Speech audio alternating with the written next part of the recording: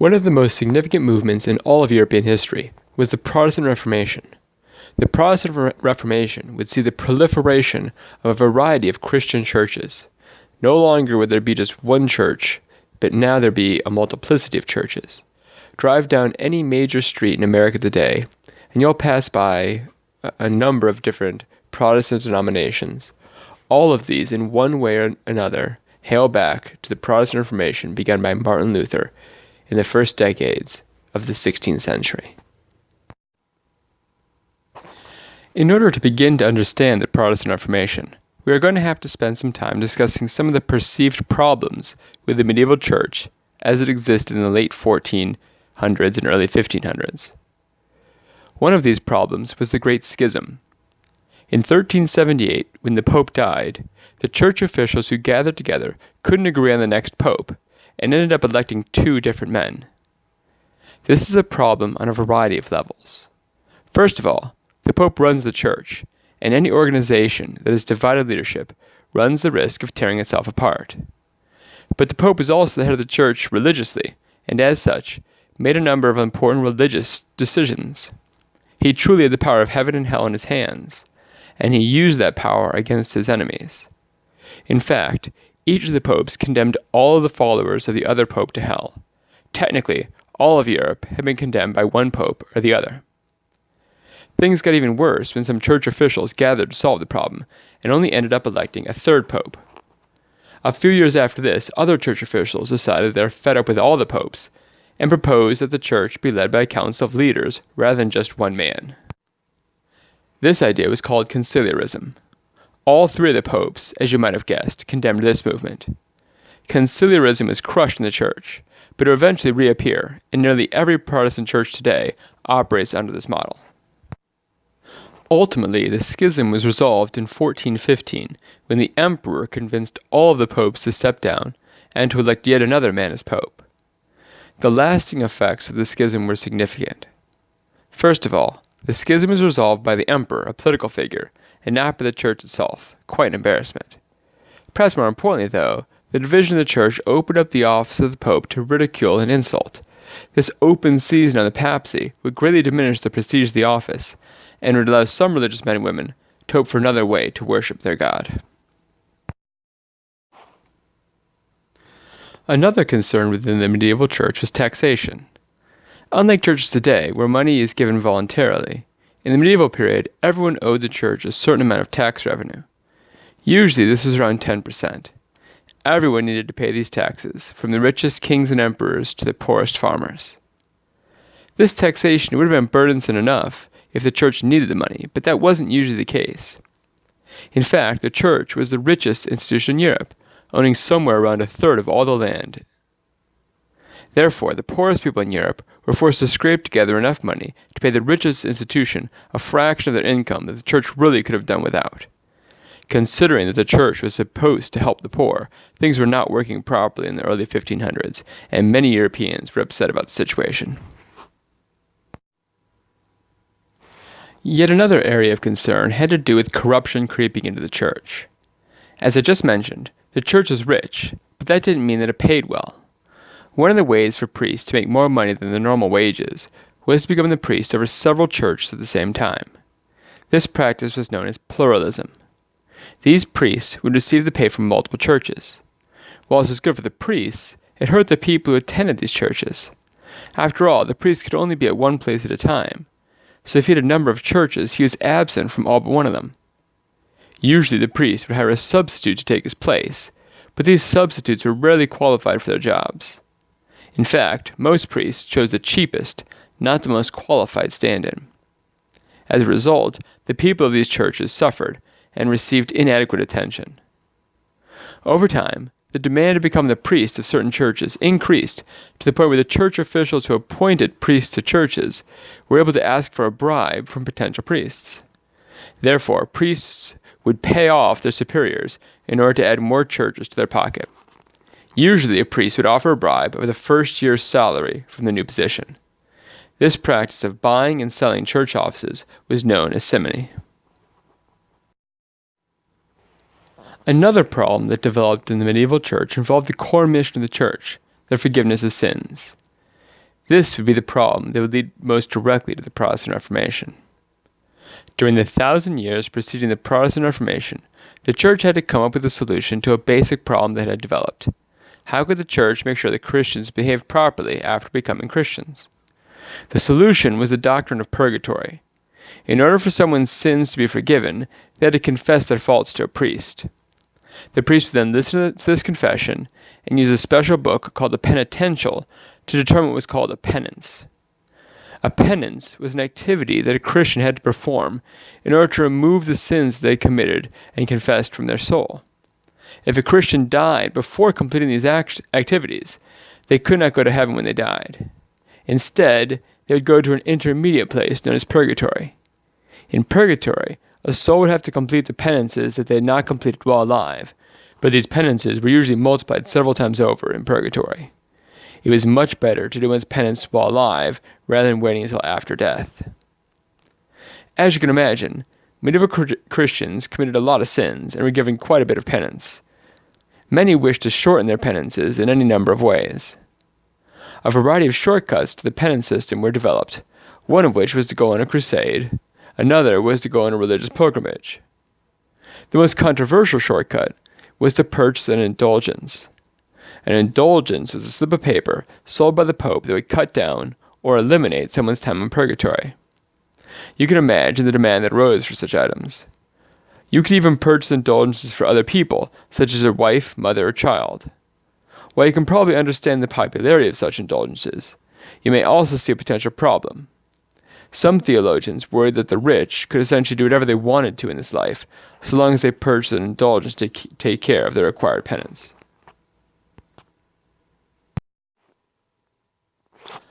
The man who would lead the charge against indulgences was Martin Luther. Luther was a monk and priest who had struggled mightily over some weighty issues, particularly over how one could know how they could get into heaven.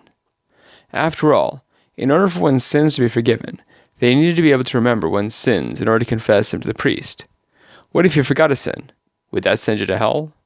Was it really possible to finish all the penance handed out and go straight to heaven at death, or were all Christians condemned to purgatory? For someone who struggled so much to remember his sins, confess them, and then work out his penance, indulgences seemed like a cheap cop-out. Enraged by the fact that these indulgences were being sold, he composed an argument denouncing indulgences and published his work in 1517. This work has become known as the 95 Theses, because Luther came up with 95 objections to the practice of granting indulgences. Although he didn't know it, he had just started the Protestant Reformation.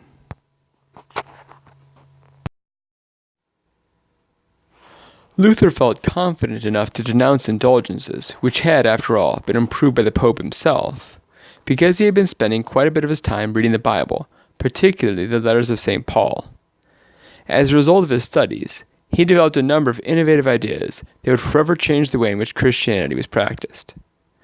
The first of these new ideas was sola fides, Latin for by faith alone. After carefully studying the New Testament, Luther was unable to find any biblical justification for penance or purgatory.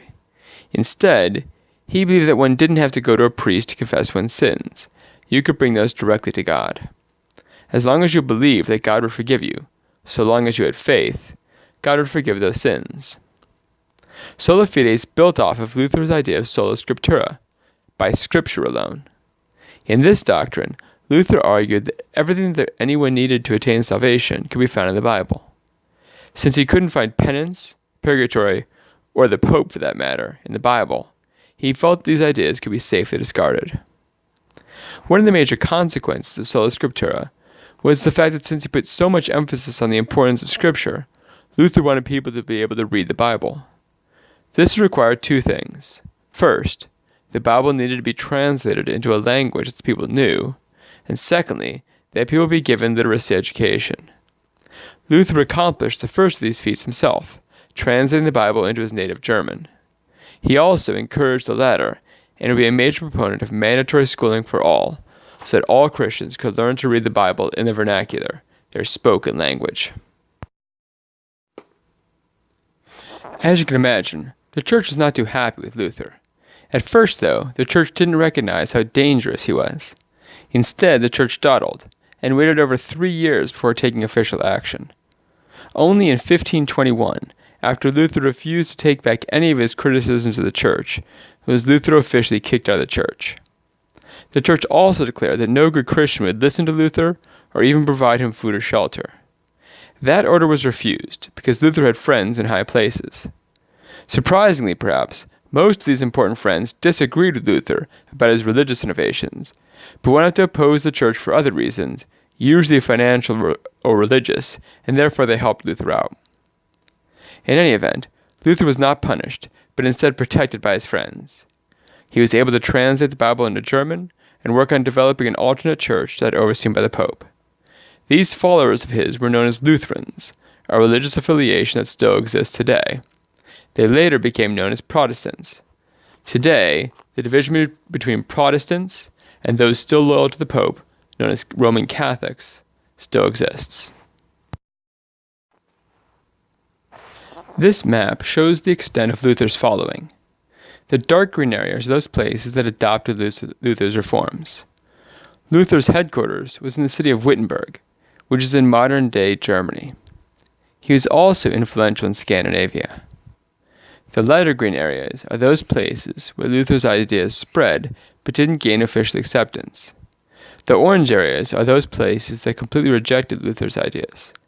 Some of these areas, like Spain, Ireland, and Italy, are today still considered Catholic countries. The Ottoman Empire to the southeast was a Muslim state and therefore unaffected by Christian controversies. Martin Luther is generally considered the initiator of the Protestant Reformation, and he deserves all the credit for that. He was not the only reformer for long, though. Shortly after Luther began the Reformation in Germany, a second Protestant Reformation began in what is modern-day Switzerland, in the city of Zurich. There, the priest Ulrich Zwingli also rebelled against a number of traditional church teachings, including whether priests could marry or not, and whether good Christians needed to fast at certain times of the year. He also believed that the church had made substantial changes in its appearance and worship over the centuries, and he wanted the church to look and act like it had in its original form. Zwingli and Luther met once, and while they agreed with each other about most things, they couldn't come to an agreement about the nature of communion. This disagreement prevented the two men from joining forces, and can perhaps be seen as the beginning of a 500-year history of Protestant churches splitting apart and forming new, independent denominations. Zwingli agreed with Luther about sola scriptura, but a number of the people in his congregation at Zurich took these ideas farther than he was willing to take them. These people became known as the Anabaptists. These Anabaptists took the Bible very seriously, but also very literally. I'll give you a few examples. At one point in the Gospels, Jesus told his disciples to let their yes be yes and their no be no. They didn't need to take oaths to reinforce their word. The Anabaptists took this literally and refused to swear any oaths. You can see how this could become a problem if a large group of people refused to swear oaths. They wouldn't pledge their allegiance to any ruler, couldn't testify in court, and wouldn't serve in the military. Their refusal to take oaths made the Anabaptists very unpopular, and they would ultimately be persecuted by both Catholics, rather naturally, but also by Zwingli's followers. More extreme Anabaptists patterned their lives on Old Testament patriarchs and became polygamists, taking several wives at once. While most Anabaptists did not practice polygamy, the few who did gave the rest a bad reputation. Most importantly, the Anabaptists argued that baptism was only valid for adults who had dedicated themselves to be Christians. This differed from the practice of the Catholic and Lutheran churches, who baptized infants. The Anabaptists refused to recognize infant baptism, and instead baptized adults. This is where their name comes from. Anna means again, so Anabaptists were baptized again, once as a child in the Catholic Church, and again as an adult into an Anabaptist church. Of course, Anabaptists didn't baptize their babies, so the name only applies to the first generation, but the label has stuck. Zwingli disagreed with several Anabaptist positions and tried to drive them out of the churches in his control. He was partially successful, but his early death in battle ended these efforts rather abruptly. Zwingli's death temporarily left the Protestants in Switzerland leaderless, but this problem would be fixed soon enough with the arrival of John Calvin. Calvin was not Swiss, he was French, and he wasn't even trying to visit Switzerland. He was trying to escape France to join the Lutherans in Germany. On his way, he passed through Switzerland and was convinced to stay. Ultimately, he would spend almost all of the rest of his life there. Calvin was an analytical thinker, in a way that Luther was not. Luther was more passionate and spontaneous. It also bears noting that Calvin was originally a lawyer, not a priest. This differentiates him from both Luther and Zwingli, who had been active Catholic priests before the Reformation. Nevertheless, Calvin was a deeply religious man who studied the problems with the medieval church and came to the conclusion that he agreed with the Protestant positions on crucial issues. This made him unpopular in France, and he was eventually forced to go into exile, an exile he planned to spend in Germany, but actually spent in Switzerland. Calvin was convinced by the leaders of the city of Geneva to remain there and help them reform their church into a Protestant direction. Geneva would become the center of the Calvinist movement. Calvin worked to transition Geneva into a Protestant paradise, and he worked closely with church and political officials to achieve this goal. At the same time, he wrote what would become his most famous book, The Institutes of the Christian Religion. This text began as a short handbook, but eventually expanded into several volumes. It served at the time, and still does to a certain extent, as a Protestant handbook, providing the Protestant answers to questions about religion, ethics, and practice. Its importance can hardly be overstated. While Luther spread his ideas through his personality, Calvin's book traveled far and wide to great effect. Perhaps most famous of the ideas that Calvin expands upon in the Institutes is the idea of predestination. This was not a new concept, but is as old as the Christian church itself. The idea is that if God is all-knowing, then he knows the past and the future, and he already knows who will join him in heaven and who will go to hell. Calvin strongly asserted God's omniscience, which is the idea that God knows all things, and that led him to support predestination. These issues were obviously controversial and still are. Oftentimes, predestination is the only thing that Calvin is known for, which is a shame. Although one cannot deny his strong predestinarian concepts, they're a small part of his overall Protestant project. Partly because of the Institutes, and partly because of the force of Calvin's arguments, Calvinism spread rapidly. In fact, it soon outpaced Lutheranism to become the most popular form of Protestantism. As you can see from this map, Calvin never forgot where he came from, and he encouraged Calvinist missionaries to travel back to France to try to convince French people to become Calvinist. They achieved quite a bit of success in a short amount of time. Eventually, it is estimated that about 1/5 of the French people became Calvinist during the 1500s. What is perhaps even more remarkable is the fact that the French nobility converted in even greater numbers.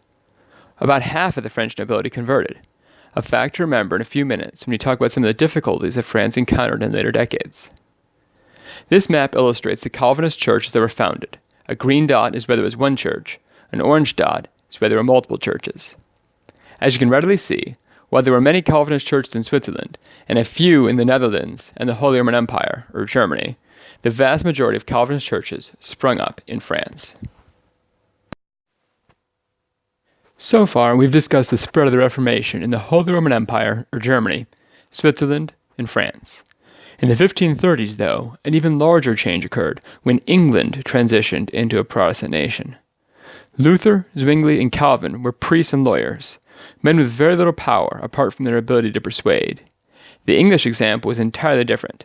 In England, the king broke his nation away from the Catholic Church and began the transition into Protestantism.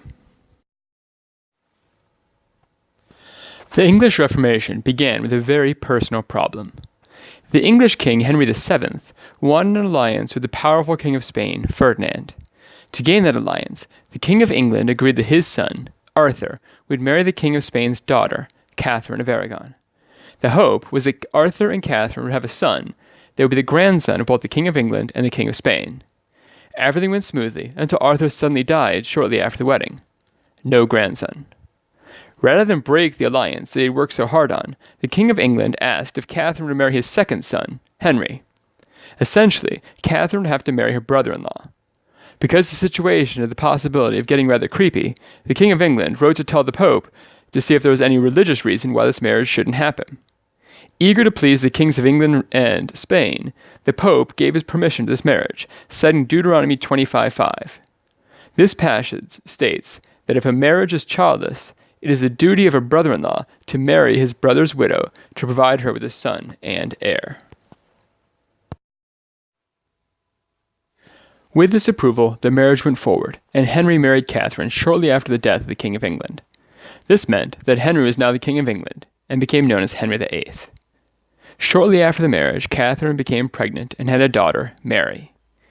Henry was unhappy that he had a daughter because he was hoping for a son. In England, kings' sons ruled after their fathers, not daughters. In fact, only one time before in English history had a king's daughter taken the throne, and that led to a brutal and bloody 20-year civil war. Henry didn't want that to happen again, so he earnestly hoped that Catherine would give him a boy. This did not happen. Although Catherine did get pregnant, she miscarried and was never able to have another child. Henry grew desperate. He no longer wished to be married to a woman who couldn't provide him with an heir, but he also knew that neither the Pope nor the King of Spain would be pleased with whatever action he took. Eventually, however, one of his advisors told him about Leviticus 18:16. Unlike Deuteronomy, this passage seemed to condemn Henry's actions. It reads, "Do not have sexual relations with your brother's wife." Later, there is a discussion of the curses on anyone who went ahead and committed this crime, and Henry began to believe that his lack of an heir was one of these curses. Perhaps equally important, he had recently noticed an attractive new woman at court, Anne Boleyn. Anne's family had secretly converted to Protestantism and were eager to see England break with Rome. The king's marital problems were a potential answer. Henry wrote to the Pope asking him to grant a divorce, but the Pope refused. There were a number of reasons for this refusal. First, divorce is not allowed within the Catholic Church, and annulments need to meet certain criteria before being approved. Also, the previous Pope had specifically allowed the marriage to take place. Overturning that decision might set a bad precedent. Lastly, the new King of Spain was Catherine's nephew.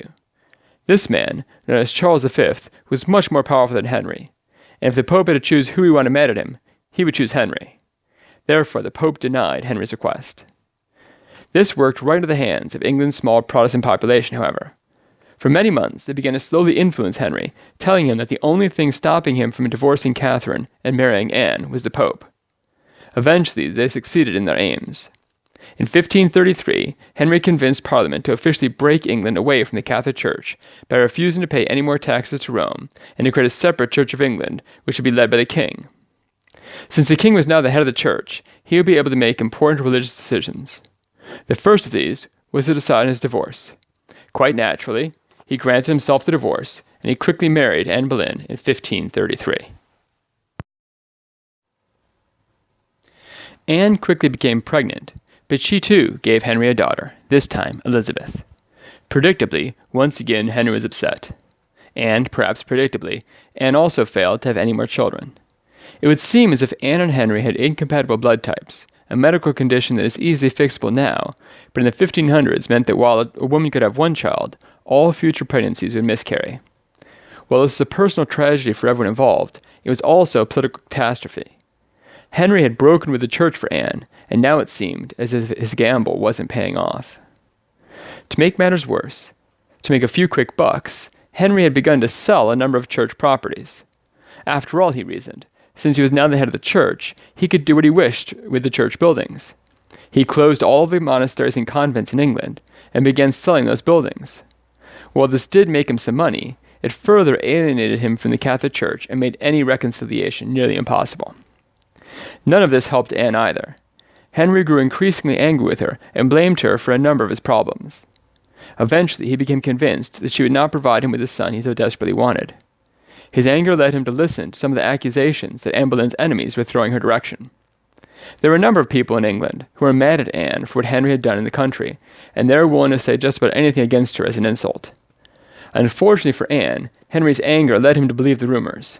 In particular, he charged her with a number of crimes that included sleeping with her own brother and casting spells on him to make him fall in love with her in the first place.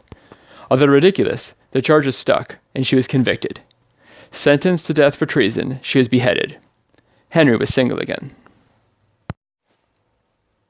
But not for long. Just as Anne had caught his eye while he was married to Catherine, Henry had begun to notice another new woman at court, Jane Seymour. He married Jane in 1536, and, you guessed it, she was pregnant within the year. This time, Henry got his son, young Edward. Although a personal and political triumph, a sense of tragedy entered the picture. Jane fell ill after giving birth and shortly died. Although he had his son, Henry lost his wife. To secure his throne, he needed another heir, which meant another wife. Anne of Cleves became Henry's fourth wife. She was from Germany, and this was another political marriage that was designed to gain England friends. Henry, after all, was better at making enemies than friends, so he periodically needed to use his marriages to shore up some allies. Unfortunately for everyone involved, Henry agreed to marry Anne before he met her. Upon seeing her, he was so disgusted with her appearance that he couldn't go through with it. Although he went ahead and performed the church ceremony to marry Anne so as to not offend his new German friends, he shortly thereafter divorced Anne and gave her some estates in northern England to retire on. Perhaps, although it may not initially seem to be so, Anne was one of the luckiest of Henry's wives. She was able to live out her life in relative peace far from Henry. Not so lucky was the advisor who had encouraged Henry to marry Anne. He had his head chopped off. Henry wasn't done, though. Moving on from Anne, Henry yearned for an attractive wife, and he found one in Catherine Howard. Unfortunately for him, and ultimately for her, he didn't perform a thorough enough background check on her. After marrying her, he discovered that not only had she slept with some of her early boyfriends, but she hadn't stopped seeing them after her marriage. Adultery is bad enough, but if she got pregnant, who could be sure the father was? That was enough. Catherine was charged and convicted of treason, and became the second of Henry's wives to be beheaded. Now advancing in age, Henry needed a wife who could take care of him and his children. For this, he married Catherine Parr. Already a widow, Catherine nursed Henry's infirmities and took care of the education of his children. Importantly, she had become a Protestant, and she made certain that Edward and Elizabeth received Protestant educations. Mary, older than the other two, had already received a Catholic education. In looking back at Henry's reign, we are often shocked and somewhat amused by his marriage antics. But we should also concentrate on his impact on the Church of England. He broke England from the Catholic Church and seized and sold a number of church properties. All of this would make him appear Protestant. But was he? In fact, he changed very little of the religious beliefs within the Church, and even enforced the rule that priests could not marry. He also changed virtually none of the rituals and practices of the Church, apart from providing churches with English-language Bibles. In the end, one can maintain that Henry created the Church of England, but he did not make England Protestant. Henry's son, Edward, however, did make changes. Having received a Protestant education, he began to thoroughly Protestantize the Church of England. He allowed priests to marry, made sure that every church conducted its services in English, and consistently agreed with Calvin's criticisms of the Church. Unfortunately for England's Protestants, Edward was a sickly child. He was never particularly healthy, and tuberculosis sapped his strength. He died after reigning for just 6 years, at the age of 16. He married on his deathbed, but rather obviously never had children of his own, let alone a son. All of Henry's marital shenanigans ended up being worthless. In 1553, when Edward died, he was succeeded by his sister Mary, the daughter of Catherine of Aragon, who Henry had done so much to insult. As previously mentioned, Mary had been raised and educated as a Catholic, and she loathed the changes her brother had made in the Church. She made it her mission to undo them. Mary returned the Church of England to Catholicism and asked the Pope's forgiveness for all the sins that England and its kings had committed in the past 20 years. To further solidify her Catholic identity, she married Philip, the Prince of Spain. Ironically enough, Philip encouraged Mary to slow down the process of bringing England back to the Catholic Church, but Mary ignored her husband. She demanded that all English people return to the Catholic Church and threatened severe punishments for those who refused. Many of those who had become Protestant in Edward's reign refused to convert, and Mary began to prosecute them under England's old religious laws. According to these laws, those who acted against the Church's teachings were to be tied to a stake and burned to death. This is exactly what Mary did. In a short span of time, she had over 300 Protestants burned to death, including the man who was the head of the Church of England for her father and brother, a man named Thomas Cranmer. She also burned dozens of ordinary English men and women for their beliefs. These actions gave her a fearful reputation and the nickname she is best known for, Bloody Mary. Even her half-sister Elizabeth was in danger. Elizabeth kept quiet about her religious beliefs, but since her mother was the prominent Protestant Anne Boleyn, it seemed clear that she was a Protestant. Mary had her placed under house arrest, but couldn't bring herself to execute her own half-sister. Like her father, Mary was obsessed about producing an heir, and she would have similar difficulties. It would seem that Mary had a number of hysterical pregnancies, where she felt the symptoms of pregnancy without actually becoming pregnant. All of these ended in despair, as did her life when she died of cancer in 1558, after a reign of 5 short but difficult years. Since neither Edward nor Mary had children, Henry's last child took the throne at Mary's death. This was Elizabeth, the daughter of the ill-fated Anne Boleyn. Elizabeth's reign would have some similarities, but also some major differences from that of her siblings. Similarly, Elizabeth never had any children. Unlike her brother and sister, she never married, which effectively prevented an heir from being born. As we will see in a later discussion, this would have a major impact on English politics throughout the 17th century. Unlike her siblings, though, Elizabeth lived. Elizabeth's 45-year reign dwarfed Edward's 6 and Mary's 5-year reigns. As such, she had a much deeper and lasting impact on England than them. In fact, very few English people in 1603 could remember a time when Elizabeth wasn't the queen. This longevity was a decided advantage in that she was able to mold an entire generation to her will. Unlike both of her predecessors, Elizabeth was not a staunch devotee of Protestantism or Catholicism. She wanted a Christian religion that drew people together rather than driving them apart. As such, she pursued a policy known as the Via Media, which means the middle way. The idea was that Elizabeth's church would be the middle way between Protestantism and Catholicism. Elizabeth kept the church buildings, ceremonies, rituals, sites, and smells of the Catholic Church intact. In other words, one felt like they were attending a Catholic church. The sermon and theology, however, was strictly Protestant. Upon hearing the sermon and prayers, one became aware that this was a Protestant service. This was Elizabeth's goal. She wanted both Protestants and Catholics to be satisfied with her religious settlement. While neither side got everything that they wanted, they were each given enough to satisfy enough of their constituents to stay happy. The Church of England, begun by Henry, therefore became a Protestant church with a Catholic appearance. Quite naturally, not everyone was pleased by these decisions. There were some Protestants who believed that any concession to Catholics was a disaster, as there were some Catholics who believed that any concession to Protestants was tantamount to heresy. Apart from a total victory by one side, these people wouldn't be happy with any compromise, and they would remain a dangerous group of people in England for some time to come. Those Protestants who refused any concessions to Catholicism became known as the Puritans because they wished to purify the Church from all of its Catholic elements. Despite these fringe opposition movements, Elizabeth's reign was largely successful at healing the divisions that had ripped England apart in the reigns of her father, brother, and sister. This map shows the religious situation after the English Reformation. As you can tell, Lutherans continued to dominate the central and northern parts of Germany and Scandinavia. England had become Anglican, which is the official name for the Church of England. Calvinism had spread throughout Switzerland, but had outposts in the Netherlands, southwestern France, Scotland, the Puritans in England, and various pockets in Eastern Europe. There were even some areas of Eastern Europe where Anabaptists were allowed to thrive. Most of Eastern Europe, Italy, France, Spain, and Ireland, remained Catholic.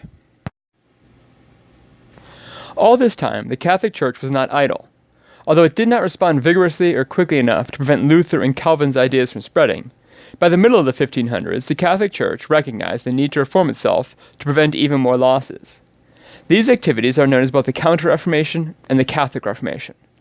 The term Counter-Reformation more specifically refers to those actions by the Catholic Church to contradict or counter Protestant ideas.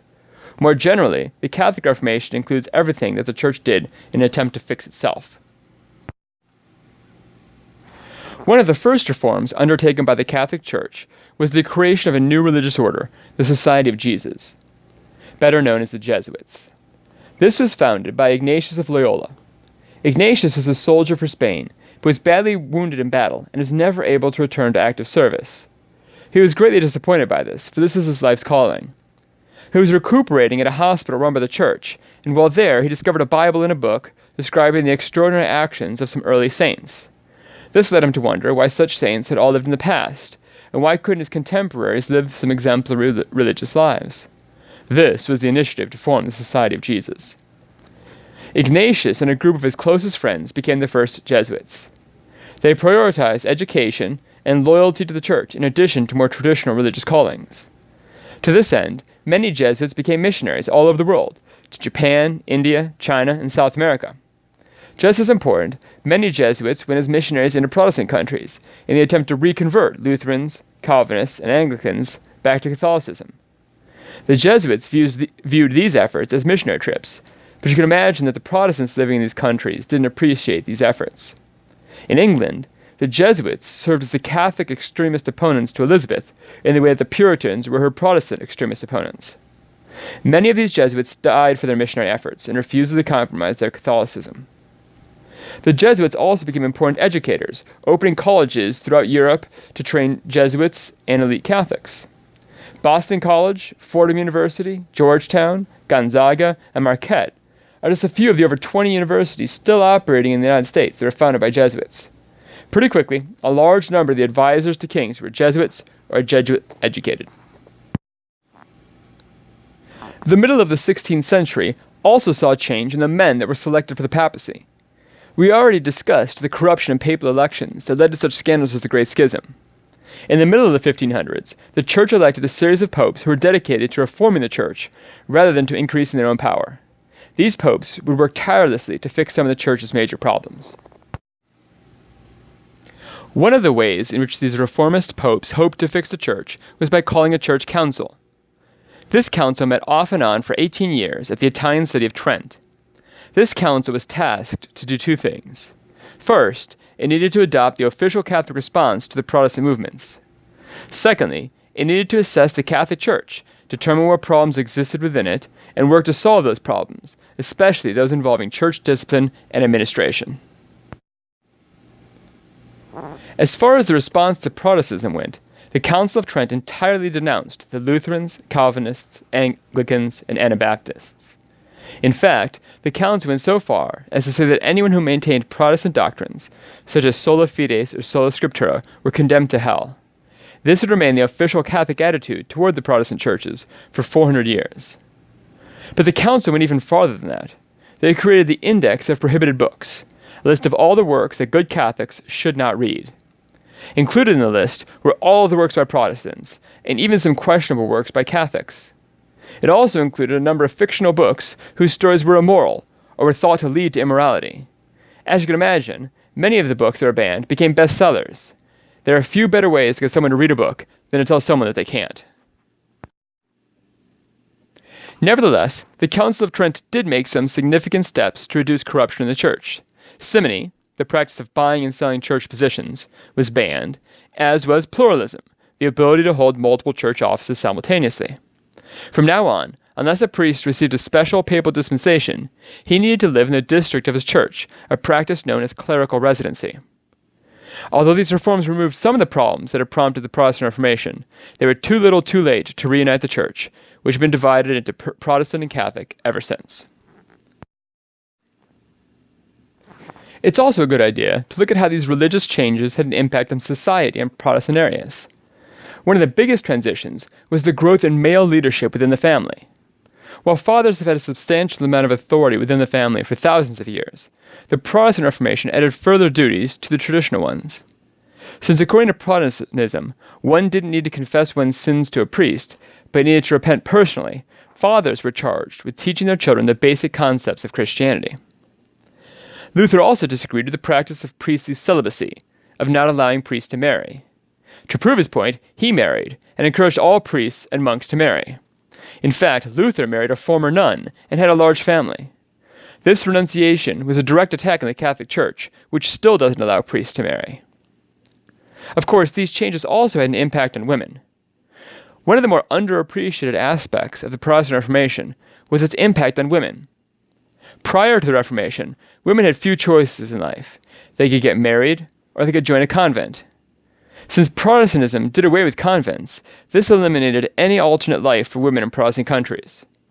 Although Luther and other Protestants praised motherhood as a respected and honored position, one wonders what else they could say, since they'd eliminated any other function for adult women. Another of Luther's innovations, touched on briefly before, was the priesthood of all believers.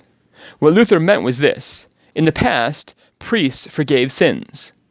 Since Luther argued that all people could ask for the forgiveness of sins, that meant that all believers could be priests.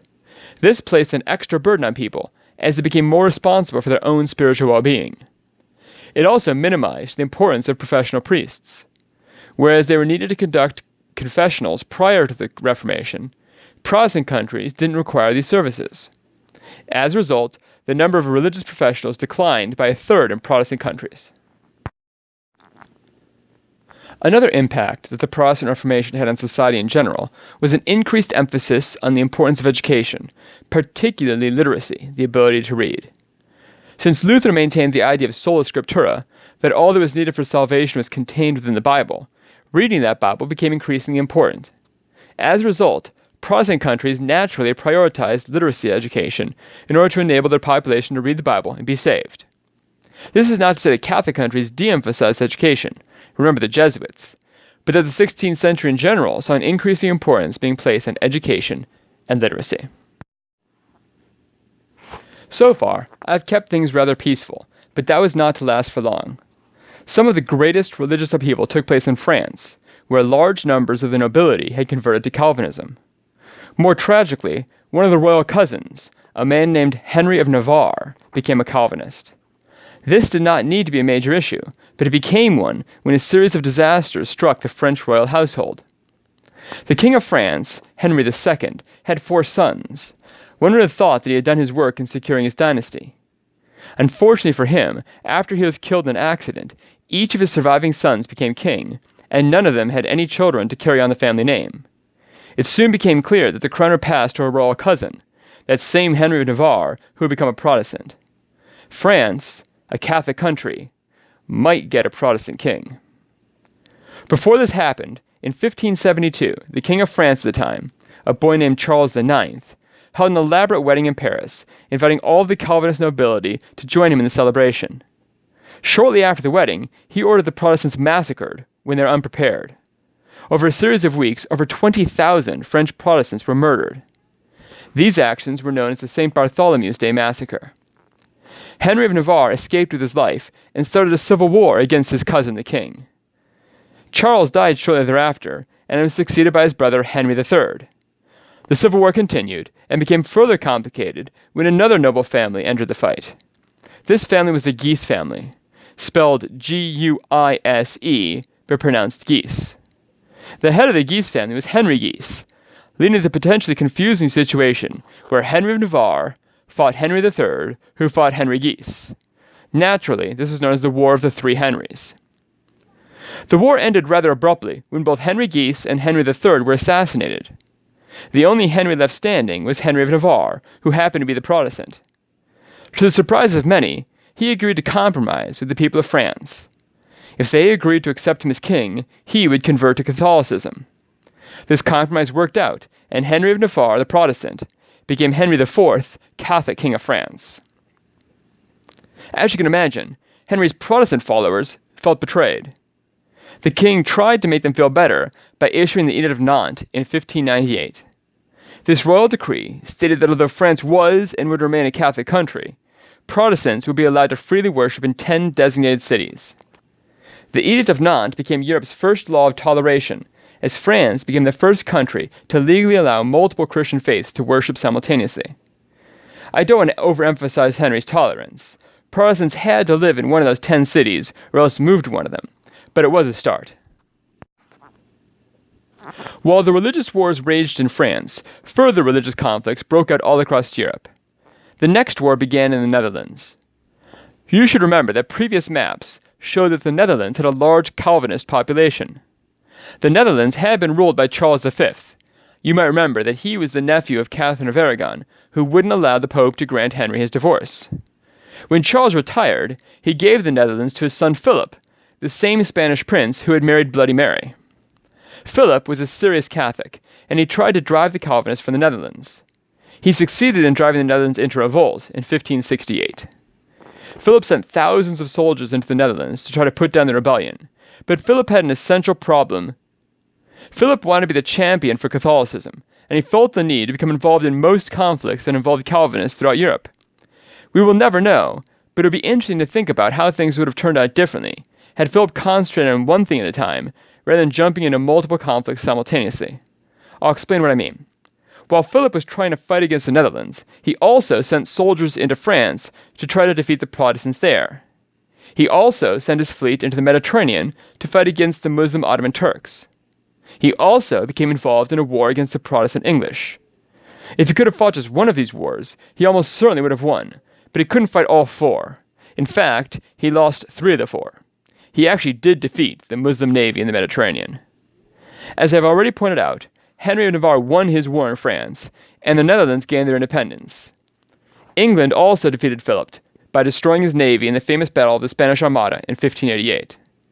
In the end, although he greatly desired to be the hero of Catholicism and made a mighty effort, he fell short. Ultimately, Spain would begin its long decline with the death of Philip II in 1598.